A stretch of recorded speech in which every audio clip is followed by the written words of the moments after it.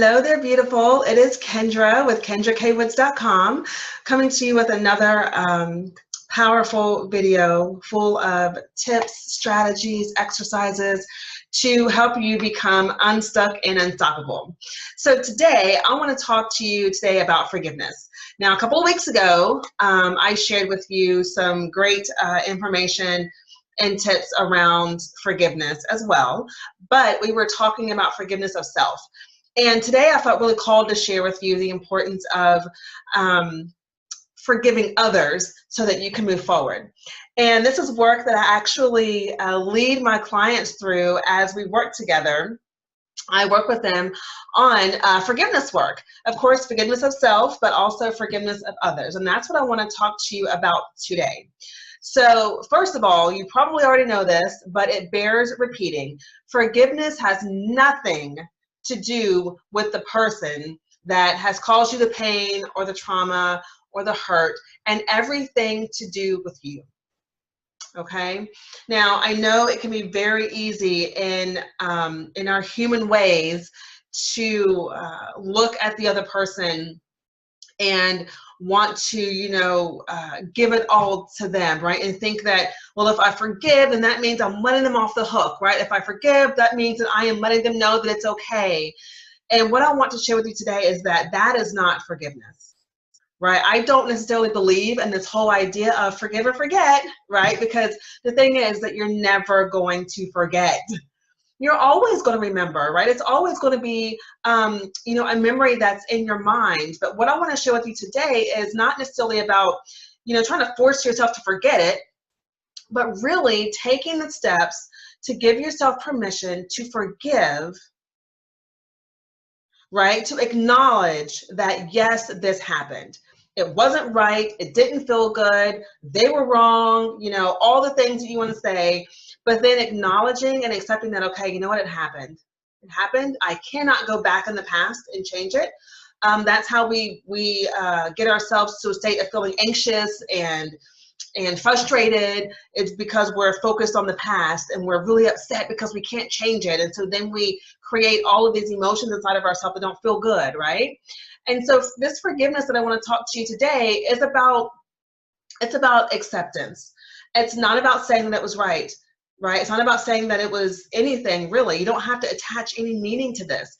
But what it is about you being able to come to terms with what has happened.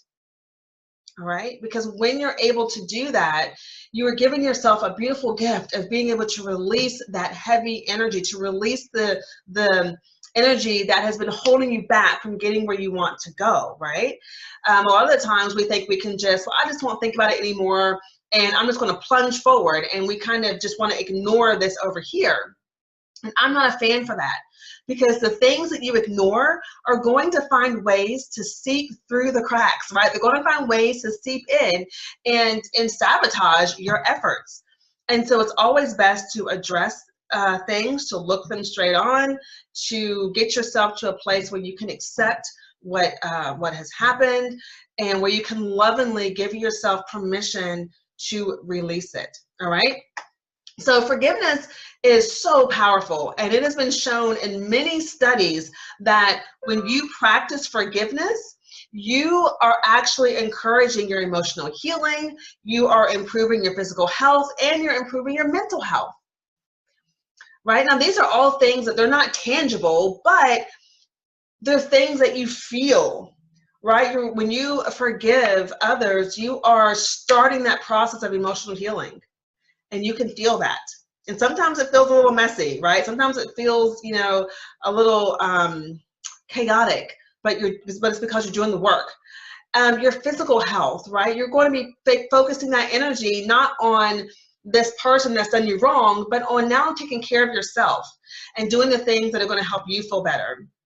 And mentally, it creates space. When you forgive yourself, it creates space for you to think on the things that you desire to create in your life, right? You begin to live in the present moment, and you begin to think about the future and what you want to do moving forward instead of living in a past moment, right? And so here's what I want to say today, and this may sound a little different than what you've heard in the past, but you've got to understand that your forgiveness journey must be right for you.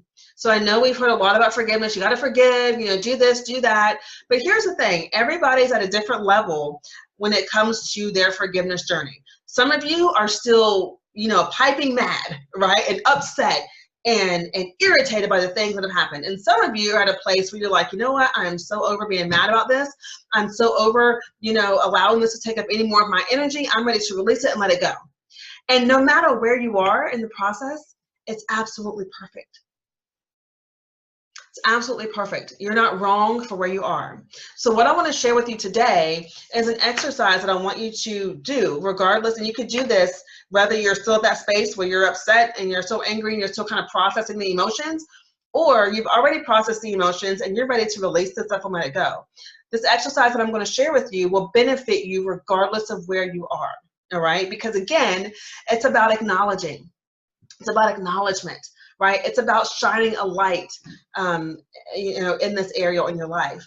And this is the work that gets to be done when you decide that you're going to up-level your life, when you decide that you're going to increase your confidence, when you decide that you're going to become unstuck and unstoppable. This is the work that gets to be done so that you can clear the space for you to go there and for you to show up for yourself in a way that is so super powerful, right? So here's what I want you to do. The exercise I want to share with you is around writing a forgiveness letter, right? Because you have to come to terms with your feelings and address them in a way that feels good for you. And a forgiveness letter is a perfect way to do that. So you can do this one of two ways. You can write a forgiveness letter and forgive this person and forgive them for what they've done, say what you need to say, send them love, send them compassion, say that you're going to pray for them, whatever that looks like for you, you're releasing them and you're letting them go, right? Or if you're still a little angry and upset about it, then you get to write a letter and say the things that you need to say.